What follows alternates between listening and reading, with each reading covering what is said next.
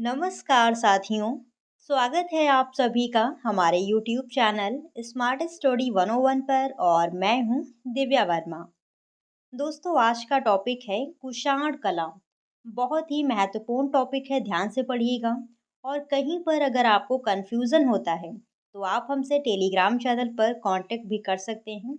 और अगर आपने अभी तक हमारे टेलीग्राम चैनल को ज्वाइन ही नहीं किया है तो जाकर कर लीजिए। लिंक मैंने वीडियो के कमेंट बॉक्स में दे दी है। तो चलिए फिर पढ़ते हैं। अब समझिए यहाँ पर कि कुषाण काल है क्या। जैसे आपने गुप्त काल पढ़ा होगा, मौर्य काल पढ़ा होगा, वैसे ही है कुषाण काल। लेकिन यहाँ पर अंतर ये है कि मौर्य और गुप्त राजा ये सब भारत के थे, लेकिन जो कुषाण राजा हैं ये सब विदेशी हैं। कुषाण राजवंश की स्थापना हुई तो भारत में ही है, लेकिन ये सब विदेशी थे, ये भारत के नहीं हैं। अब समझिए यहाँ पर कुषाण काल का समय है 25 या 30 ईसा पूर्व से 200 ईस्वी। कुषाण राजवंश का संस्थापक है कुजुल कडफिसेस। और इस वंश का सबसे प्रतापी राजा कौन हुआ? कनिष्क। ये महत्वपूर्ण रहेगा, कनिष्क, इसे ध्यान रखिएगा। अब आगे समझिए कि ये जो कुषाण हैं ये भारत में आए कैसे। कुषाण यूची जाति के थे। एक जाति है यूची, तो कुषाण यूची जाति के थे। और यह जाति खाना बदोश थी, यानी खाने के लिए ये लोग इधर उधर मारे मारे फिरते रहते हैं। यह 5 कबीलों में बटी हुई थी। ये जाति 5 कबीलों में बटी हुई थी, जिनमें से एक कबीला भारत की तरफ आया, जिसका सरदार कुजुल कडफिसेस था। और इसके द्वारा स्थापित राजवंश कुषाण कहलाया। अब आप समझ गए यहाँ पर कि ये जो कुषाण हैं ये भारत के नहीं हैं, ये सब खाना बदोश जातियाँ हैं और इधर उधर घूमते रहते थे। तो ऐसे ही घूमते घूमते ये भारत आ गए और एक कबीला भारत आया। और इस कबीले का जो सरदार था उसका नाम था कुजुल कडफिसेस। और इसने भारत में जो राजवंश स्थापित किया उसका नाम क्या पड़ गया? कुषाण राजवंश। तो इस प्रकार से भारत में कुषाणों का आगमन हुआ। और 78 ईस्वी में कनिष्क गद्दी पर बैठा। कुषाण वंश का सबसे जो प्रतापी शासक है कनिष्क, वो 78 ईस्वी में राजा बनता है। और इसी के शासनकाल में बौद्ध धर्म की चौथी संगीति का आयोजन कुंडल वन कश्मीर में हुआ। बौद्ध धर्म में कुल 4 संगीतियाँ हुई हैं, जिनमें से चौथी संगीति का आयोजन कनिष्क के समय में हुआ। और यहीं से क्या होता है, बौद्ध धर्म 2 भागों में डिवाइड हो गया। बौद्ध धर्म के 2 भाग हो गए, पहला हीनयान, दूसरा महायान। अब ये हीनयान महायान क्या है तो वो भी समझ लीजिए। जो हीनयान वाले हैं यानी हीनयान को जो फॉलो करते हैं ये क्या थे, ये बुद्ध के प्रतीकों की पूजा करते थे। और जो महायानी हैं ये बुद्ध की मूर्ति बनाते थे फिर उसकी पूजा करते थे। तो यही हीनयान और महायान में अंतर था। अब ये जो राजा कनिष्क है ये बौद्ध धर्म की महायान शाखा का अनुयायी था, यानी जिसमें मूर्तियां बनती थी। महायान शाखा, इसमें मूर्तियां बनती थी। तो जो आपका कनिष्क है ये बौद्ध धर्म की महायान शाखा का अनुयायी था। और समझते चलिए क्योंकि ये सारी चीज़ें एक दूसरे से रिलेट करती हैं। इसी के शासनकाल में बहुत ही महत्वपूर्ण पॉइंट है, इसी के शासनकाल में प्रथम बुद्ध प्रतिमा का निर्माण मथुरा कला में करवाया गया। आप समझिए यहाँ पर कनिष्क के समय पहली बुद्ध प्रतिमा यानी बुद्ध की पहली मूर्ति मथुरा शैली में बनी। तो ये बहुत महत्वपूर्ण पॉइंट है, इसे ध्यान रखिएगा। और फिर आगे क्या होता है, इससे पहले बुद्ध की मूर्तियाँ नहीं थीं, इससे पहले बुद्ध की मूर्तियाँ नहीं बनती थीं। और कनिष्क के समय मूर्ति कला की 2 शैलियाँ प्रचलित थीं, पहली मथुरा कला, दूसरी गांधार कला। और ये दोनों शैलियाँ आपके सिलेबस में हैं, बहुत ही महत्वपूर्ण हैं। तो आज की क्लास में आपको मथुरा की कला पढ़ाई जाएगी, क्योंकि ये बहुत बड़े टॉपिक हैं। अगर एक ही साथ में हम पढ़ाएं तो फिर बहुत ज़्यादा हो जाएगा। और नेक्स्ट क्लास में आपको गांधार शैली पढ़ाई जाएगी। तो अब यहाँ से स्टार्ट होती है मथुरा की मूर्तिकला। एक पॉइंट और है, इसे भी आप देख लीजिए। कुषाण शासक भारत के निवासी ना होकर यूनान के मूल निवासी थे। ये सब कहाँ के थे? यूनानी हैं, विदेशी हैं, ठीक है। और यह भारत में स्थापित प्रथम विदेशी राजवंश था। इससे पहले भारत में कोई भी राजवंश विदेशी नहीं थे। मतलब कोई भी राजा विदेशी नहीं थे। लेकिन ये जब कुषाण भारत में आते हैं तो ये भारत में स्थापित पहला विदेशी राजवंश था। कौन? कुषाण। तो यहाँ से आपका जो कुषाण राजवंश का ब्यौरा है वो समाप्त होता है। अब स्टार्ट करते हैं हम मथुरा की मूर्तिकला, स्कल्पचर्स ऑफ मथुरा। अब इसका यहाँ पर टाइम पीरियड दिया हुआ है 100 ईसा पूर्व से 500 ईस्वी। और एक मूर्ति भी यहाँ पर मैंने लगा दी है, आप देख लीजिए कि कुछ इस प्रकार से मूर्तियाँ बनाई जाती थी। और ये बुद्ध की प्रतिमा है। इसमें आप देख सकते हैं ये जो पीछे इस तरीके से गोला बना है, इसको कहते हैं प्रभा मंडल या फिर आभा मंडल। ये मैंने अभी आपको बता दिया है क्योंकि अभी आगे शब्द आएंगे प्रभा मंडल, आभा मंडल, तब आप समझ नहीं पाएंगे। तो वो यही चीज़ है, प्रभा मंडल या फिर आभा मंडल। अब समझिए यहाँ पर मथुरा कुषाण कालीन कला का प्रमुख केंद्र था। यहाँ से बौद्ध, ब्राह्मण व जैन तीनों धर्मों से संबंधित मूर्तियाँ प्राप्त हुई हैं, जो कुषाण व गुप्तकालीन हैं। मथुरा का मुख्य रूप से संबंध जैन धर्म से है। अब यहाँ पर क्या दिया हुआ है कि कुषाण कालीन का प्रमुख केंद्र मथुरा था और यहाँ से तीनों धर्मों से संबंधित मूर्तियाँ मिली हैं। तीन धर्म कौन कौन से? बौद्ध, ब्राह्मण और जैन। और जो मथुरा का मुख्य संबंध जैन धर्म से है, ये भी पॉइंट दिया हुआ है। कुषाण काल में गांधार के समान ही उत्तरी भारत में मथुरा भी मूर्तिकला का एक बड़ा केंद्र था। यानी जिस प्रकार से जो गांधार शैली है उसका विकास हो रहा था, वहाँ पर मूर्तियाँ बन रही थी, वैसे ही उत्तर भारत में जो मथुरा है यहाँ पर भी बहुत बड़ी संख्या में मूर्तियों का निर्माण किया जा रहा था, जहाँ सहस्रों मूर्तिकारों ने बड़ी संख्या में मूर्तियाँ बनाई।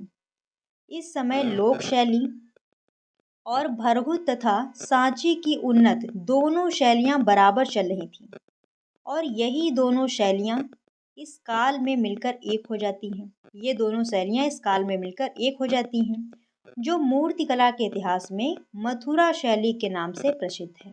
तो ये हो गई आपकी मथुरा शैली। मथुरा इस युग की कला का एक प्रमुख केंद्र था। इसके दो कारण थे। पहला कारण यह था कि यह कुषाण नरेशों की राजधानी थी, यानी मथुरा कुषाण नरेशों की राजधानी थी और उन नरेशों का संरक्षण प्राप्त था। और दूसरा कारण ये है कि मथुरा उत्तरी भारत में उस समय का एक प्रमुख व्यापारिक केंद्र था। अब देखिए यहाँ पर कितनी महत्वपूर्ण बात दी हुई है कि मथुरा मूर्तिकला का प्रमुख केंद्र क्यों बना, क्योंकि उस समय क्या था, जो कुषाण राजा थे इनकी राजधानी ही मथुरा थी। तो जब राजा मथुरा में रह रहे थे, उनकी राजधानी थी, तो जायज़ सी बात है कि वहाँ पर जो भी कार्य होगा सबसे पहले होगा, जो भी विकास होगा वो सबसे पहले राजधानी में होगा। और ये प्रमुख व्यापारिक केंद्र भी था। तो इसी वजह से जो मथुरा है वो मूर्तिकला का प्रमुख केंद्र बना। अब समझिए अगला पॉइंट जो कि है माध्यम। अब माध्यम का मतलब क्या है? तो यहाँ पर आप लोग अगर नोट कर रहे हैं, अपने नोट्स बना रहे हैं, तो यहाँ पर आप लिख लीजिए मूर्तिकला का माध्यम। वैसे आप समझ नहीं पाएंगे। तो माध्यम का मतलब ये है कि जो मूर्तियाँ बनी हैं उनका माध्यम क्या था, मूर्ति काहे से बनाई गई हैं।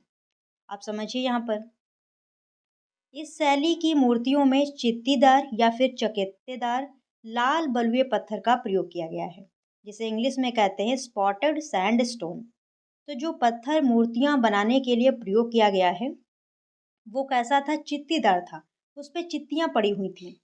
तो वही चित्तीदार लाल बलुए पत्थर का इस्तेमाल मूर्ति बनाने के लिए किया गया है, जो निकट ही स्थित वादपुर, भरतपुर, फतेहपुर सीकरी, रूपवासु आदि स्थानों से लाया जाता था। तो ये पत्थर कहाँ कहाँ से मंगाते थे वो यहाँ पर स्थान दिए हुए हैं।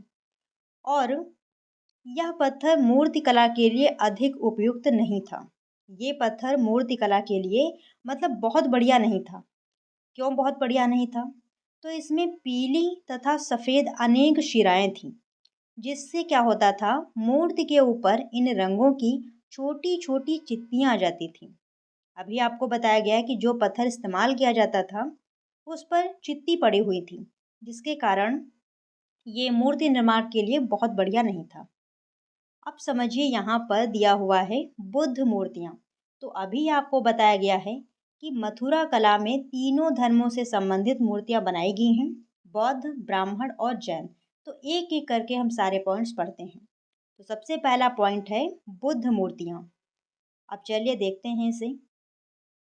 निस्संदिग्ध रूप से मथुरा के संप्रदाय को सर्वप्रथम बुद्ध की पूर्व रूपेण भारतीय प्रतिमा बनाने का श्रेय प्राप्त है।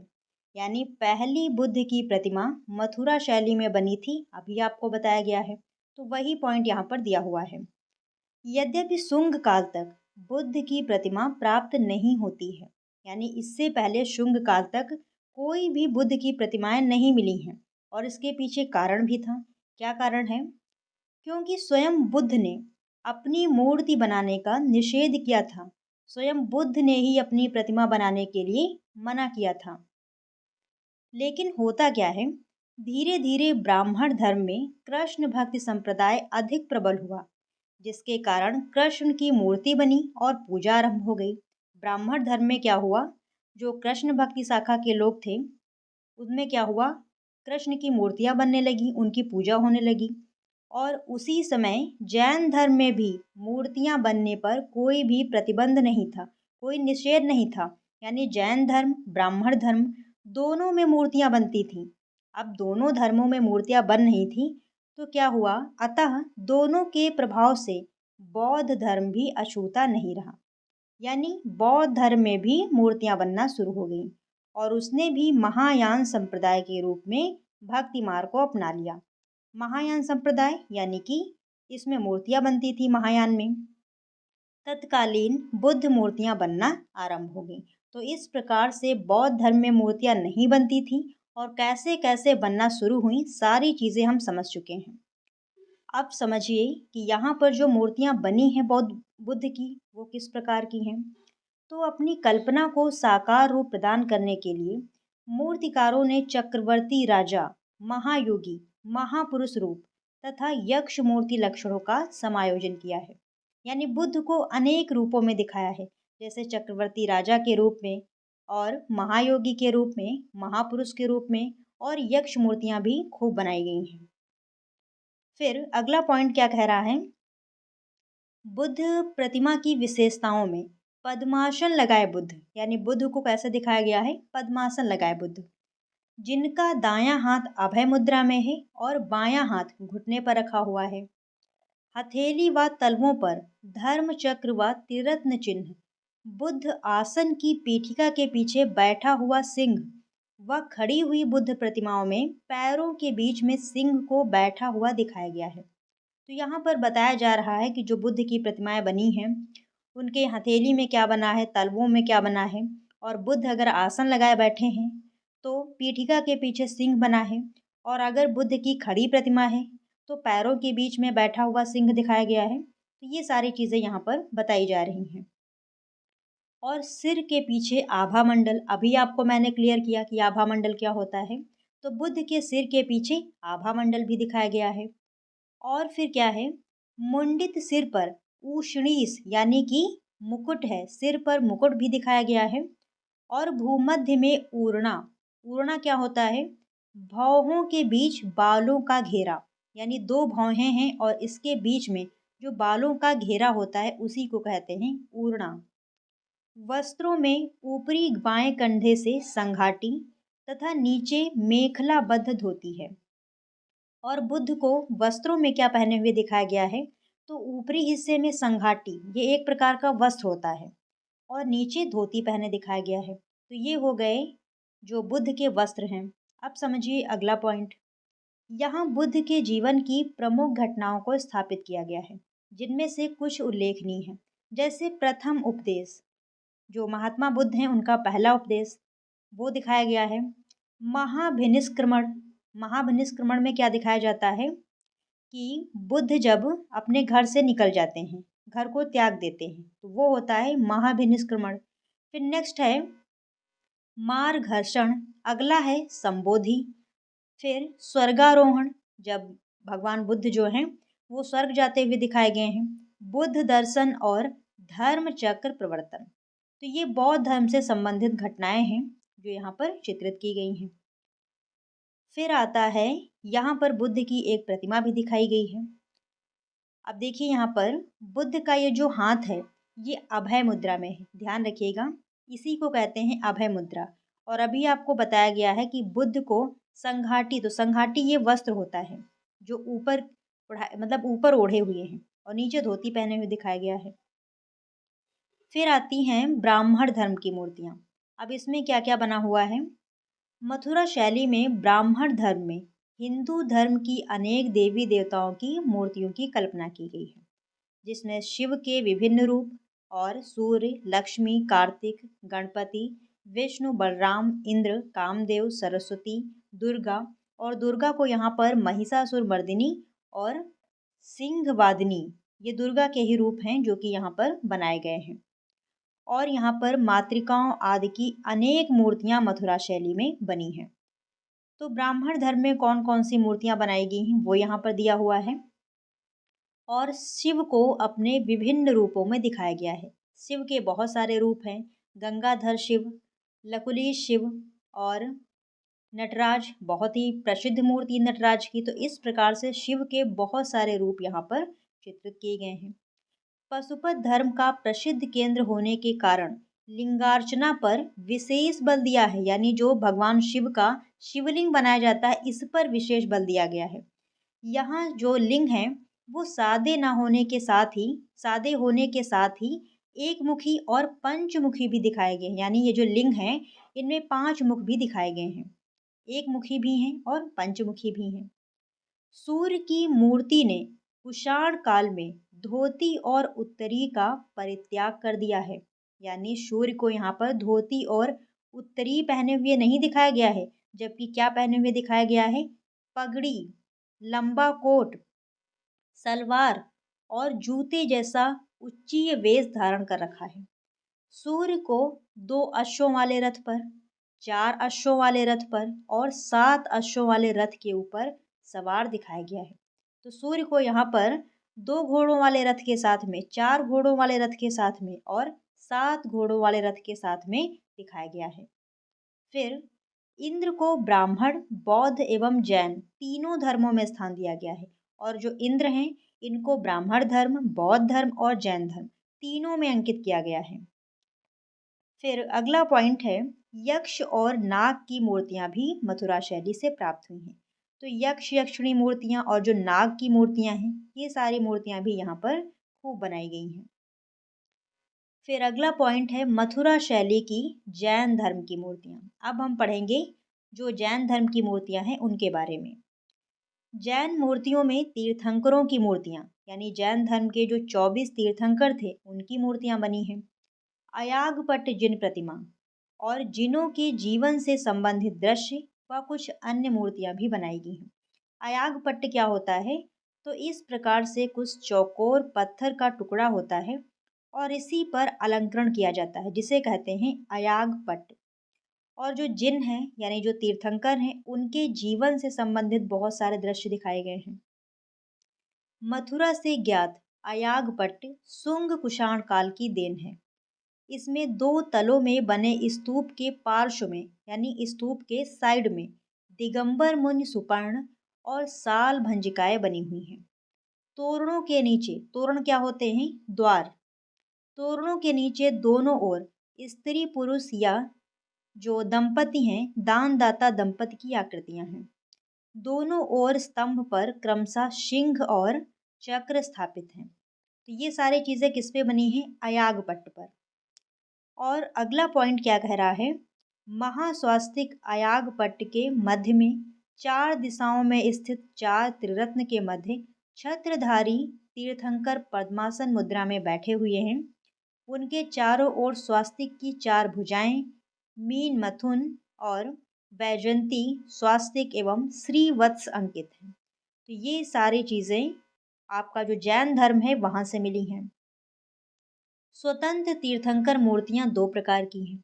और जो स्वतंत्र तीर्थंकर मूर्तियाँ हैं, स्वतंत्र का मतलब है कि वो अकेली हैं, तो इनमें 2 प्रकार के रूप हैं। पहला एकाकी रूप और दूसरा है सर्वतोभद्रिका या चतुर्बिंब रूप। एकाकी रूप क्या है, मतलब एक मूर्ति बनी हुई है नॉर्मल जैसे बनाई जाती है, और सर्वभद्रिका का मतलब क्या होता है कि इसमें चारों दिशाओं से देखने पर आपको मूर्ति एक ही जैसी दिखेगी। जैसे आपने जो रुपया होता है, उसके पीछे जो अशोक का चिन्ह बना है, उसमें शेर की जो मूर्ति बनी है, 3 जो मूर्तियाँ हैं वो आपको दिखती हैं, ठीक है? 3 मूर्तियाँ नहीं मतलब 3 जो मुख हैं शेर के, वो आपको दिखते हैं, लेकिन एक पीछे की तरफ है, तो इसको भी बोलते हैं सर्वतोभद्र। चारों दिशाओं से देखने पर इस प्रकार की मूर्तियाँ एक ही जैसी दिखती हैं। इसमें क्या होता है, एक चेहरा सामने की तरफ, एक साइड की तरफ, दाएँ तरफ, एक बाएँ तरफ, एक पीछे और पूरी मूर्तियाँ मतलब किसी भी किसी भी आप दिशा से देखिए एक ही जैसा दिखाई देगा। इसी को कहते हैं सर्वतोभद्र। अब आगे समझिए, इन्हें यहाँ पर या तो कायस्वर्ग मुद्रा में दिखाया गया है या फिर ध्यान मुद्रा में। कायस्वर्ग मुद्रा क्या होती है? तो देखिए यहाँ पर एक प्रतिमा है, ये है आपकी कायस्वर्ग मुद्रा में, यानी सीधे एकदम हाथ हैं, पैर भी सीधे हैं और इसी को कहते हैं कायस्वर्ग मुद्रा, जो कि जैन धर्म से संबंधित है। और या तो फिर ध्यान मुद्रा में दिखाया गया है, ध्यान मुद्रा मतलब ध्यान करते हुए। इस काल की मूर्ति में मूर्ति कला में ऋषभ देव, संभवनाथ, मुनि सुव्रत, नेमिनाथ, पार्श्वनाथ तथा महावीर स्वामी की मूर्तियां पहचानी जा सकती हैं। तो ये सभी जैन धर्म के तीर्थंकर हैं जिनकी मूर्तियां यहाँ पर बनाई गई हैं। और यहाँ पर एक मूर्ति आप देख भी सकते हैं जो कि काव्य मुद्रा में है। फिर आता है अगला पॉइंट और ये है मथुरा शैली की लौकिक कला। अब इसमें क्या दिखाया गया है, एक स्तूप के चारों ओर लगी वेदिका के खड़े स्तंभों में गहरे उभार में बनाई गई कुछ यक्षियों तथा स्त्रियों की आकृतियां इस संबंध में उल्लेखनीय हैं। यानी स्तूप के चारों तरफ जो वेदी है यानी दीवार है, उस पर यक्षियों की मूर्तियां बनी हैं, स्त्रियों की मूर्तियां बनी हैं जो कि बहुत ही बढ़िया हैं। और ये आकृतियां आभूषणों से लदी हुई हैं, यानी इनको खूब आभूषण पहने हुए दिखाया गया है। अभी आप फोटो में देखिएगा, खुद समझ जाएंगे। उनकी शरीर रचना पूर्णतः भारतीय सौंदर्य शास्त्री विचारों के अनुरूप है। फिर अगला पॉइंट है, इन यक्षीय आकृतियों का चित्रण केवल शांत रूप से त्रिभंग खड़े हुए नहीं किया गया है, बहुधा उन्हें किसी पक्षी, वृक्ष आदि की संगत में क्रियाशील दिखाया गया है। तो यहाँ पर क्या बताया जा रहा है कि जो यहाँ पर यक्षीय आकृतियाँ बनी हैं, ऐसा नहीं है कि वो केवल सीधे खड़ी हुई हैं या फिर त्रिभंगी मुद्रा में ही बनी हैं, बल्कि उन्हें पक्षी के साथ में, वृक्षों के साथ में क्रियाशील दिखाया गया है, यानी कुछ ना कुछ कार्य करते हुए दिखाया गया है। जैसे कि यहाँ पर कुछ एग्जाम्पल भी दिए हुए हैं। कहीं वे पक्षियों का पिंजड़ा लिए तोते या मैना से बातें कर रही हैं, कहीं झरने के नीचे स्नान कर रही हैं, कहीं किसी साल वृक्ष का आलिंगन करके उसे पुष्पित कर रही हैं और कहीं अपने श्रृंगार के लिए कदम्ब के पुष्पों का अवचयन कर रही हैं। तो इस प्रकार से अलग अलग कार्य करते हुए दिखाया गया है। और आगे क्या कहा जा रहा है कि इनके रूप में इतनी मादकता है और शरारत भरी चितवन में इतना आकर्षण है कि वे मनुष्य को ही नहीं बल्कि देवताओं तक का जी चुराने में सामर्थ हैं। यानी इतनी आकर्षक, बहुत ही अच्छी मूर्तियां बनी हुई हैं। और यहाँ पर आप देख भी सकते हैं। अब जैसे कि ये जो पहली प्रतिमा है, इसने अपने हाथ में पिंजरा पकड़ रखा है, यानी ये किसी पक्षी से बात कर रही है। बाकी और भी मूर्तियां बनी हैं, कुछ मूर्तियां ऊपर भी हैं, जैसे लग रहा है कि आपस में वार्तालाप कर रही हूँ। तो इस प्रकार से वहाँ पर मूर्तियां बनाई गई हैं। फिर अगला पॉइंट आता है यहाँ पर कुषाण कालीन मथुरा शिल्प की विशेषताएं, यानी कि क्या विशेषताएं रही हैं, यहाँ पर जो मूर्तियां हैं उनकी क्या विशेषताएं हैं। तो पहला पॉइंट है, मूर्तियां पृष्ठ से अधिक उभरी हैं। इसी वजह से पूर्णकालिक मूर्तियों में जो चपटेपन का आभास था, वह कुषाण काल में समाप्त हो गया है। तो जैसा कि अभी आपने देखा कि मूर्तियां कितनी उभार वाली बनी हैं, क्या लग रहा है कि ये मूर्तियां बनाकर अलग से चिपका दी गई हों, जबकि ऐसा नहीं है। ये सारी मूर्तियां इसी पत्थर से निकाली गई हैं, यानी खोदी गई हैं। तो यहाँ पर उभार जो है वो बहुत अधिक है। और इससे पहले क्या था, इससे पहले इतना उभार नहीं था। अगला पॉइंट है, प्रारंभिक काल की मूर्तियों की स्थूलता के स्थान पर देह को सुडौल एवं मांसल युक्त दिखाया गया है। तो देह यहाँ पर कैसी बनी है? मांसल युक्त है, सुडौल है। और अगला पॉइंट दिया गया है, वस्त्र संरचना में भारी वस्त्रों के स्थान पर हल्के सलवटदार व सुरुचिपूर्ण वस्त्र बनाए गए हैं। तो वस्त्र कैसे हैं? हल्के बनाए गए हैं। फिर नेक्स्ट पॉइंट है, इस काल की मूर्तियों में चेहरे पर मूछें नहीं बनाई गई हैं, जो इसमें पूर्ण रूप से भारतीयता को दर्शाती है। अभी आप गांधार शैली पढ़ेंगे, उसमें जो महात्मा बुद्ध हैं उनके मूछें भी दिखाई गई हैं। बहुत सारी चीज़ें वहाँ पर अलग हैं यहाँ से। तो वही चीज़ बताई जा रही है कि यहाँ पर जो मूर्तियाँ बनी हैं उसमें मूछें वगैरह नहीं दिखाई गई हैं। फिर अगला पॉइंट है नेक्स्ट, बुद्ध तथा अन्य देव प्रतिमाओं में उनके अंगों की सुंदरता के स्थान पर मुख पर स्पष्ट भाव भंगिमाओं का प्रदर्शन, यानी जो भाव भंगिमाएं हैं वो बहुत अच्छी हैं। जैन तीर्थंकर बुद्ध बोधिसत्व तथा कुछ ब्राह्मण धर्म के देवी देवताओं की प्रतिमाओं का प्राथमिक अंकन।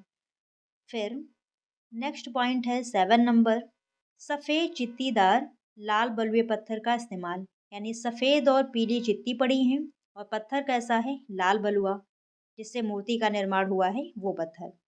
फिर अगला है, जो देव प्रतिमाओं के दाएं कंधे पर वस्त्र नहीं है, वह दाहिना हाथ अधिकतर अभय मुद्रा में दिखाया गया है। जैसा कि अभी आपने देखा था एक चित्र में। 1 सेकंड, अभी आपको फिर से मैं दिखा रही हूँ। ये जो बुद्ध की प्रतिमा बनी है, इसमें देखिए इनका जो हाथ है, दाहिना हाथ, वो अभय मुद्रा में है और दाएं कंधे पर वस्त्र भी नहीं है। देखिए यहाँ पर बाएं कंधे से ऐसे वस्त्र आया है, लेकिन दाएं कंधे पर वस्त्र नहीं है और दायां हाथ अभय मुद्रा में है। तो अधिकतर मूर्तियां इसी प्रकार की बनी हैं, वही चीज़ यहाँ पर बताई जा रही है। फिर अगला पॉइंट है जो कि लास्ट है, कतिपय मूर्तियों में गांधार कला का प्रभाव है। कुछ मूर्तियों में गांधार कला का भी प्रभाव दिखाई देता है। तो यहाँ पर ये वीडियो समाप्त होती है। और ये वीडियो आपको कैसी लगी, क्लास आपको पसंद आई या नहीं पसंद आई, हमें कमेंट करके ज़रूर बताइएगा। और नेक्स्ट क्लास में हम गांधार शैली के बारे में पढ़ेंगे। तो प्लीज़ दोस्तों, अगर आपने अभी तक हमारे इस चैनल को सब्सक्राइब नहीं किया है तो जाकर कर लीजिए, ताकि मैं जैसे ही अगली वीडियो अपलोड करूं आपके पास नोटिफिकेशन तुरंत पहुंच जाए। तो मिलते हैं नेक्स्ट क्लास में, तब तक के लिए धन्यवाद दोस्तों। जय हिंद।